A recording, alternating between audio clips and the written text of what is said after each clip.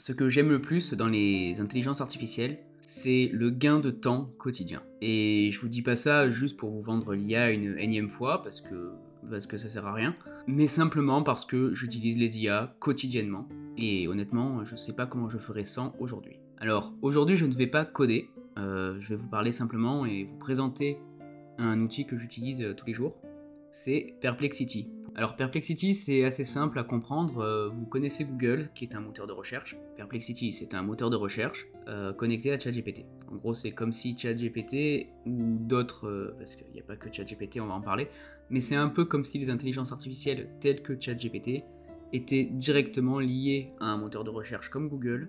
Et franchement, ça fonctionne ultra bien. Alors, pourquoi je parle de Perplexity? Parce que honnêtement, c'est ce qui a complètement remplacé Google chez moi. Quand je vais sur Google maintenant, c'est vraiment rare, ou alors c'est sur mon téléphone. Et c'est parce que j'ai la flemme d'ouvrir l'application Perplexity et que je tombe par défaut sur Safari avec Google, tout simplement. Mais sinon, sur l'ordinateur, c'est vraiment que Perplexity. Je pense qu'il serait d'ailleurs temps de remplacer ma page d'accueil du navigateur, qui est actuellement Google, vers Perplexity. Alors, pour vous montrer, voilà. Quand on va sur l'interface de Perplexity, il n'est pas nécessaire de se connecter avec une adresse mail. On peut l'utiliser en anonyme, mais c'est un peu plus limité. Moi, je suis connecté, j'utilise mon compte Google. C'est le même que celui pour ChatGPT ou pour toute autre chose. J'aime bien être connecté, ça me permet d'avoir un historique et surtout de ne pas paumer ce que je dis. Je vais vous présenter ça assez facilement. L'idée, c'est pas d'y passer 3 heures, c'est pas de faire une vidéo de 3 heures, ça n'a aucun intérêt ni pour vous ni pour moi, mais c'est vous présenter un petit peu l'outil en lui-même, ce qu'il permet, pourquoi il est intéressant, pourquoi il est utile, et surtout de savoir comment vous pourriez être amené à l'utiliser. Alors, où le savoir commence. Petite chose intéressante, interroger sur quelque chose. Ok, bon, ça va pas dire grand chose, mais bon, je pense qu'on a compris le concept. Donc, vous voyez déjà que l'interface est assez simple, ça ressemble quand même vachement à ChatGPT, hein, un thème assez sombre, on a le côté gauche qui va suivre les différentes conversations. On peut créer un nouveau fil de discussion en cliquant là-haut directement, et on a clairement le même formulaire qu'ici. On a plusieurs boutons, donc le bouton accueil, c'est celui-là. Découvrir. Donc ça, c'est des choses, des actualités, des choses qui nous proposent de découvrir. Alors je suppose que ça doit être un peu connecté à nos recherches précédentes, ou pas. En fait, j'en sais absolument rien. Mais je pense que oui, vu les contenus, sauf s'il est branché que sur les IA. Enfin, ouais. Donc c'est un peu l'onglet découverte.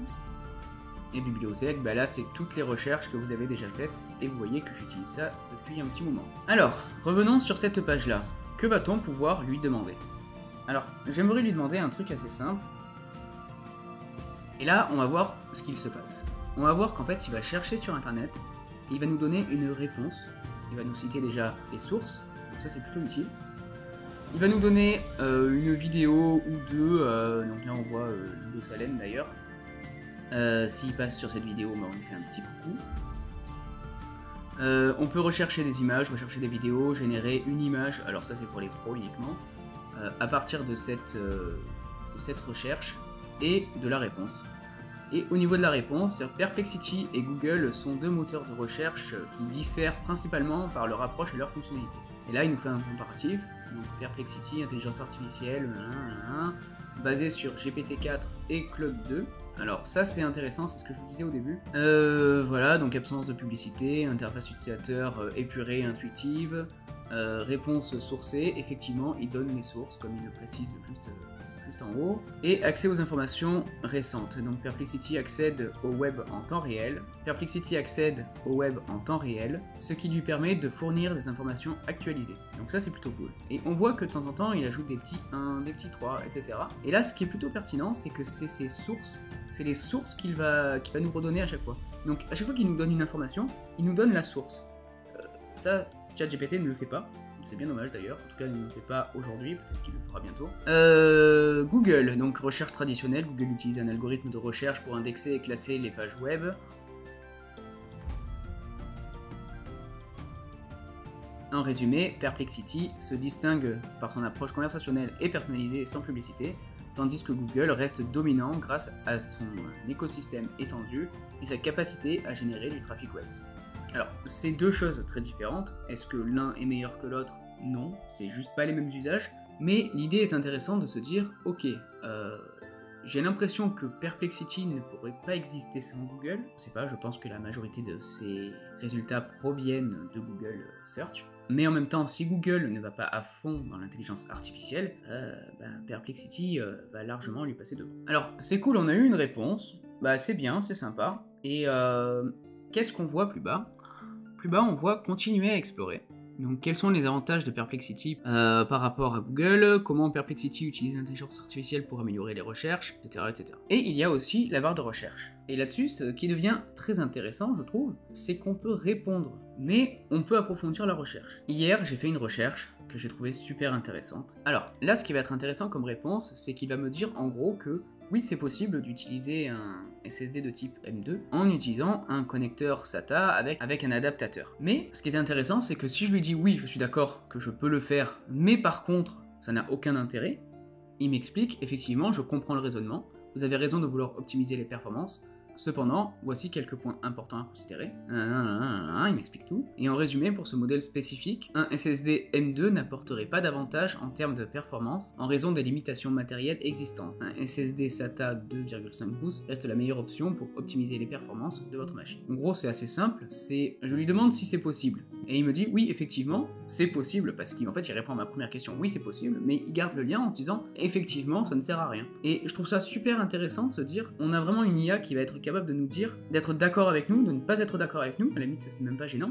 mais simplement de nous suivre et de nous comprendre, de se dire ok d'accord, bon l'utilisateur m'a demandé ça, mais c'est vrai que c'est pas pertinent, donc je note que c'est pas pertinent. Derrière il me propose de continuer à explorer quelle est la différence de vitesse entre un SSD M2 et un SSD SATA par exemple. On va cliquer dessus, et on va avoir d'autres informations. Et encore une fois, je trouve ça génial. Je pense que ce qui manquait vraiment au moteur de recherche, c'était de pouvoir poser des questions vraiment de vraies questions qui sont parfois complexes. Parfois, bon, c'est sûr que si c'est juste regarder le football ou des trucs comme ça, pas une critique, mais regarder le football et juste marquer résultat football dernier match, il n'y a pas besoin d'utiliser Perplexity.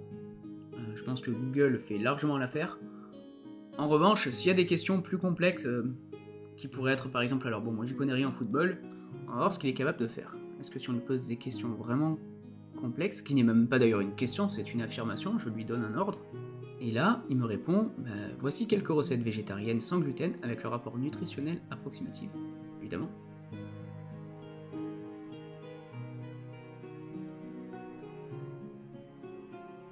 Enfin je sais pas ce que vous en pensez, mais je trouve ça dingue.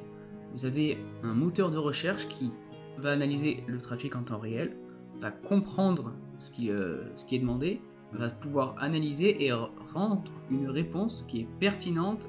Là, j'ai vraiment l'impression d'avoir quelqu'un en face de moi, un expert, qui me répond, et qui, en plus de ça, le fait en instantané, et gratuitement. Oui, parce qu'il faut pas l'oublier, c'est gratuit. Du coup, voilà, c'était un petit peu pour vous présenter cet outil-là. Alors, j'aimerais juste vous parler aussi d'une petite chose en plus. Il existe aussi un système d'accès à l'API. En gros, ça doit permettre d'interagir depuis un code informatique, depuis un développement, une solution SaaS ou quoi que ce soit, et d'interagir avec Perplexity. Et là-dessus, ça peut être ultra intéressant. Mais comme c'est payant et que je n'ai pas la version pro dessus, bon, écoutez, voilà ce que je vous propose. Soit la vidéo fait 1000 vues et je fais le test avec l'API, soit la vidéo atteint au moins 50 likes et je fais le test avec l'API, sinon il faudra patienter. On arrive déjà à la fin de cette vidéo. Si ça vous a plu, n'hésitez pas à le dire, à le faire savoir, à le partager, à vous abonner à la chaîne parce que j'ai encore un nombre incalculable de non-abonnés. N'hésitez pas à mettre un petit commentaire ou un like, ça fait toujours plaisir. Et on se retrouve pour une prochaine vidéo.